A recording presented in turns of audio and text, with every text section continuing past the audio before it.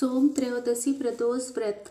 सूत जी बोले कि हे ऋषिवरों, अब मैं सोम त्रयोदशी प्रदोष व्रत का महात्म्य वर्णन करता हूँ। इस व्रत के करने से शिव पार्वती प्रसन्न होते। प्रातः स्नान आदि कर शुद्ध पवित्र हो शिव पार्वती का ध्यान करके पूजन करें और अर्घ्य दे। ओम नमः शिवाय इस मंत्र का 108 बार जाप करें। फिर स्तुति करें, हे प्रभु, मैं इस दुख सागर में गोते खाता हुआ ऋण भार से दबा ग्रह दशा से ग्रसित हूँ। हे दयालु, मेरी रक्षा कीजिए। सौनकादि ऋषि बोले, हे पूज्यवर महामते, आपने यह व्रत संपूर्ण कामनाओं के लिए बताया है। अब कृपा करके यह बताने का कष्ट करे कि यह व्रत किसने किया व क्या फल पाया।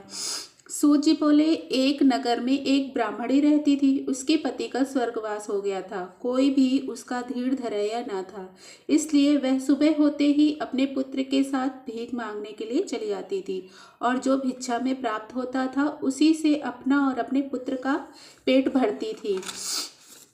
एक दिन ब्राह्मणी भीख मांगकर लौट रही थी तो उसे एक लड़का मिला। उसकी दशा बहुत खराब थी। ब्राह्मणी को उस पर दया आ गई। वह उसे अपने साथ घर ले आई। वह लड़का विदर्भ का राजकुमार था। पड़ोसी राजा ने उसके पिता पर आक्रमण करके उसके राज्य पर कब्जा कर लिया था, इसलिए वह मारा मारा फिर रहा था। ब्राह्मणी के आश्रम में वह ब्राह्मण कुमार की तरह पलने लगा। एक दिन ब्राह्मण कुमार और राजकुमार खेल रहे थे। उन्हें वहां गंधर्व कन्याओं ने देख लिया। वे राजकुमार पर मोहित हो गई। कुमार को घर लौट आया, लेकिन राजकुमार अंशुमति नामक गंधर्व कन्या से बात करता रहा। दूसरे दिन अंशुमति अपने माता पिता को राजकुमार से मिलाने के लिए ले आई। उनको राजकुमार पसंद आया। कुछ ही दिनों बाद अंशुमति के माता पिता को शंकर भगवान ने स्वप्न में आदेश दिया कि वे अपनी कन्या का विवाह राजकुमार से कर दें। फलतः उन्होंने अंशुमति का विवाह राजकुमार से कर दिया।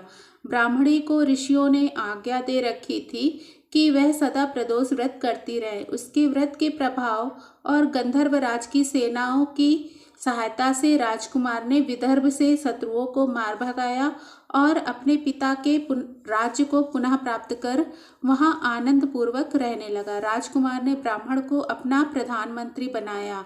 राजकुमार और ब्राह्मण कुमार ने के दिन जैसे ब्राह्मणी के प्रदोष व्रत की कृपा से फिरे, शंकर भगवान वैसे ही अपने दूसरे भक्तों के दिन भी फिरते हैं। तभी से प्रदोष व्रत का संसार में बड़ा महत्व है।